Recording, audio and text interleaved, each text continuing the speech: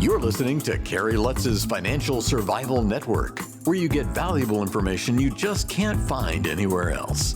To thrive in today's trying times, you need the Financial Survival Network, now more than ever.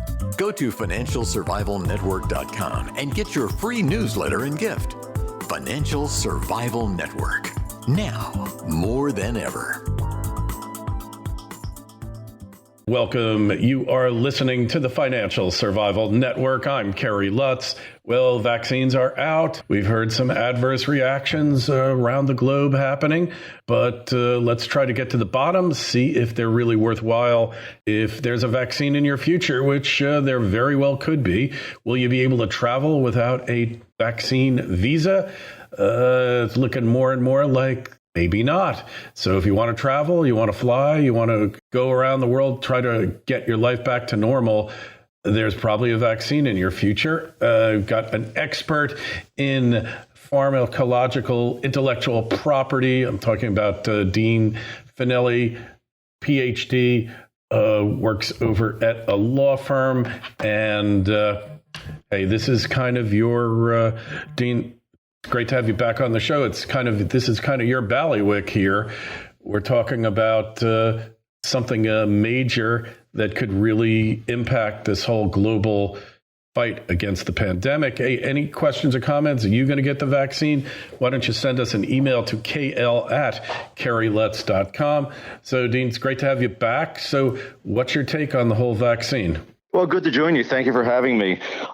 Certainly, we have two vaccines that have been authorized. We were hoping to have about 20 million doses out to the public by the end of 2020. We're certainly behind that. So far, about 11 to 12 million doses have been administered, and about a little over 30 million doses have been distributed. So we're a little bit behind, but I'm still optimistic. The Biden administration set some pretty aggressive goals to get that distribution and, more importantly, the administration levels up. We really, as a general target to your audience, we really need to hit about at least 1 million doses administered per day to get to that point where we'll hit herd immunity sometime the end of the summer, beginning of the fall. So I'm still optimistic we can get there, but certainly at this point, we're a little bit behind. Okay, so I got a question for you, Dean, about natural immunity to the disease. I had it myself. I'm not going to get all into that. You can just go look on financialsurvivalnetwork.com and see my experiences. What percentage of the population do you think is actually resistant or immune to COVID-19? Yeah, that's a good question. And, when we talk about this herd immunity, talk about these administration numbers of the vaccine, we also have to keep in perspective that, our bodies naturally will generate immunity once we're exposed to the virus. And so the virus is spreading throughout the country. More and more people are getting the virus and, by necessity, generating that immunity when they overcome the virus.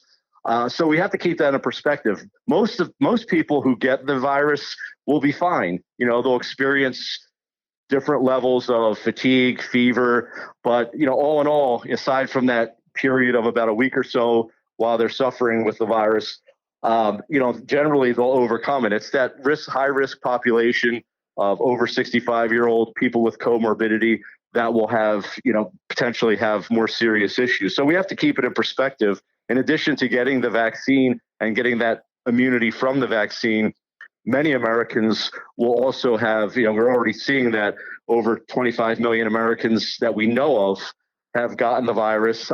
If I had to guess, that number is probably a lot higher because a lot of people have probably gotten it and just experienced more minor symptoms and just overcome it. So we're going to get to that herd immunity through a combination of the vaccine and natural immunity. The big issue is we can't rely solely on natural immunity because obviously we're seeing these numbers of people in those high-risk categories that continue to succumb to the virus. So we certainly, if anyone needs the vaccine, it's those high-risk people. So that's why in this distribution, they're phasing the prioritization out to the high-risk people first. Right. So, and by the way, having been in the hospital for this, in a COVID unit, I've seen most of the people walk out of the COVID unit. Most of them were older than me, perhaps hadn't gotten it as advanced. But the fact is the therapeutics, they're doing an amazing job treating current COVID patients who 6 months ago might have very well perished. So when you combine all this together, should we be shutting places down? Should we have these lockdowns in place and driving tens of thousands, hundreds of thousands of businesses to the ground? I just don't think we can do that. And this is certainly just my opinion, but from a public health perspective, we had one shot at that in March. I mean, there had to be, I get it. Let's close the economy. When we first realized what was going on, we didn't understand how the virus worked. We were still learning a lot about it. So it kind of made sense in March. I think, at this point, it doesn't make sense. I mean, we need to, I get it. You have these kind of diametrically opposed viewpoints of, hey, in order to contain this from one side, obviously if we put everyone in isolation, that's one way to contain it.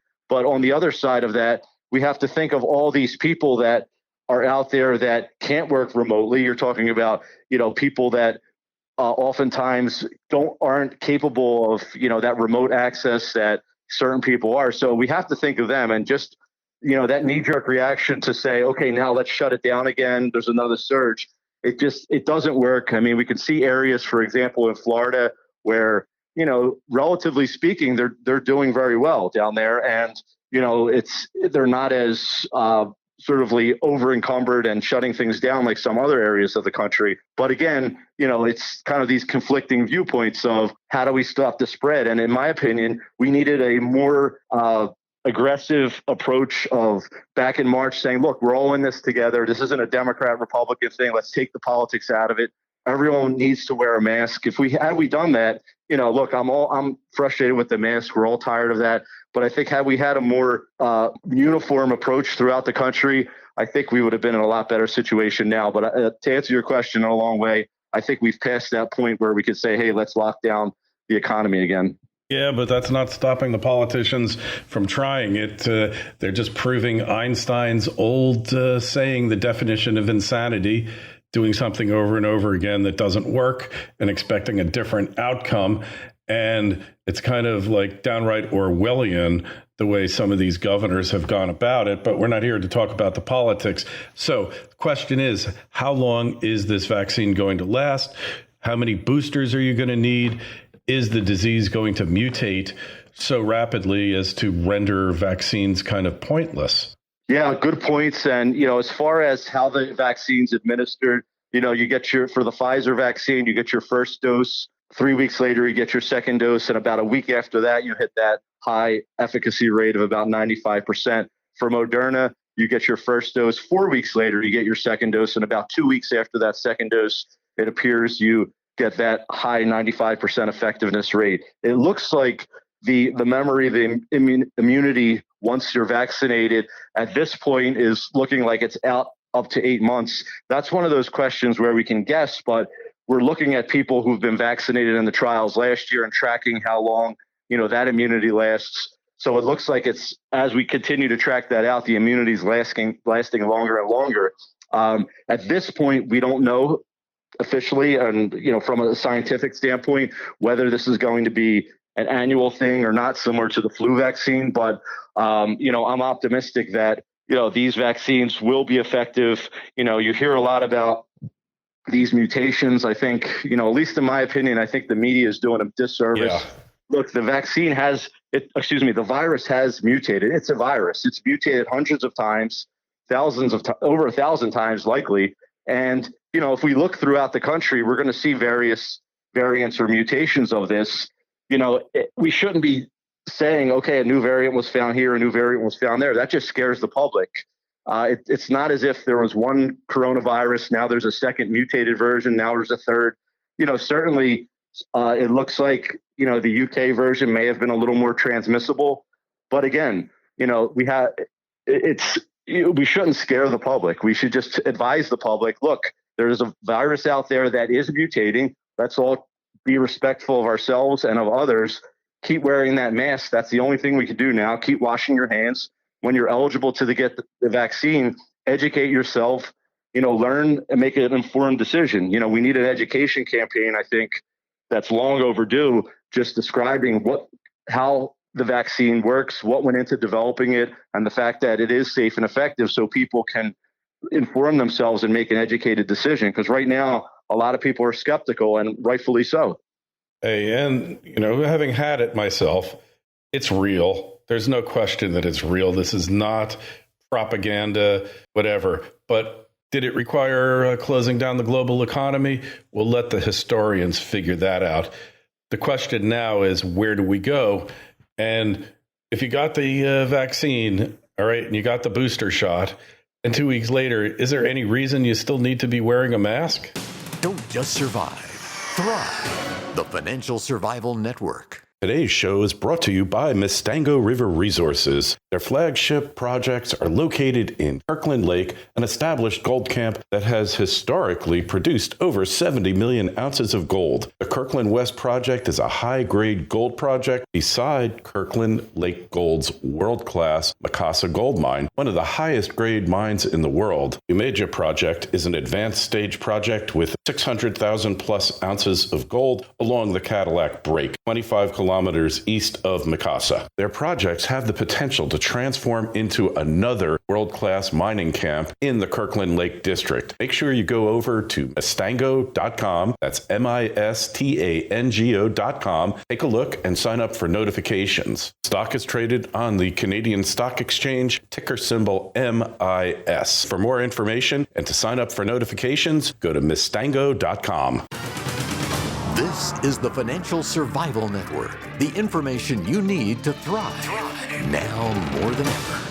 There is, and the reason for that is, and I get it, everyone's frustrated with the mask, but the reason you need to still wear the mask is in these trials, the vaccines were tested to show if they prevent the symptoms. So once you get the vaccine, it's likely that you won't get the virus, those symptoms associated, those severe symptoms like hospitalizations, like requiring to be on supplemental oxygen or a ventilator.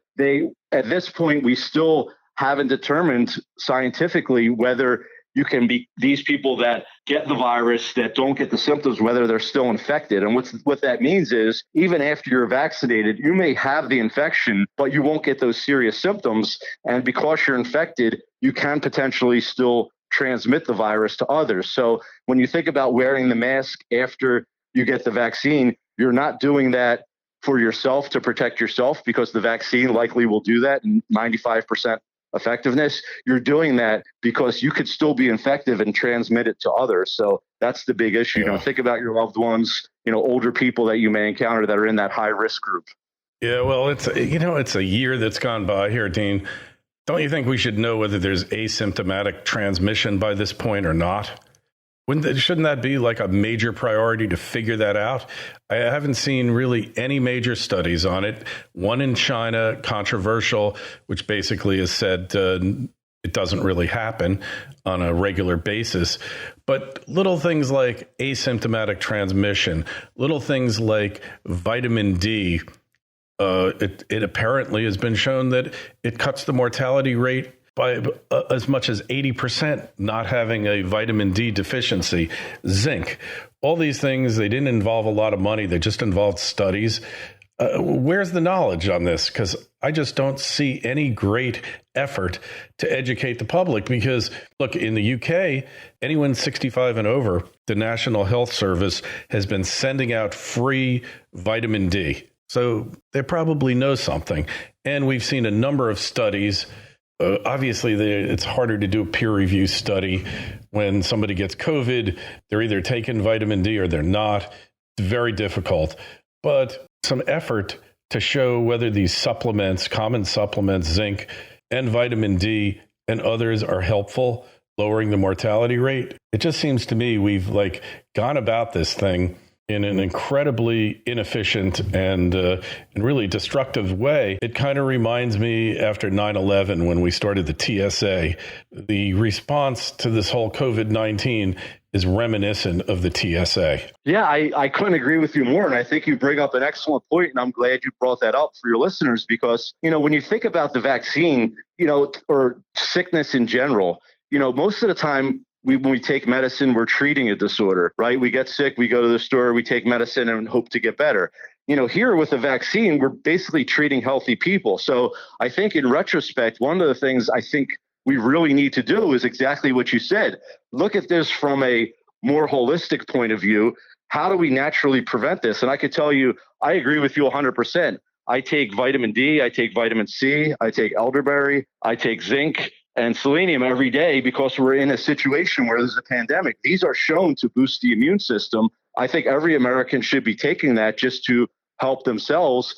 And as you said, have an educational campaign so people can make an informed decision. Look, we did a study on taking vitamins. They boost the immune system, and people who have taken the vitamins have shown that they have a better immune response and a better outcome.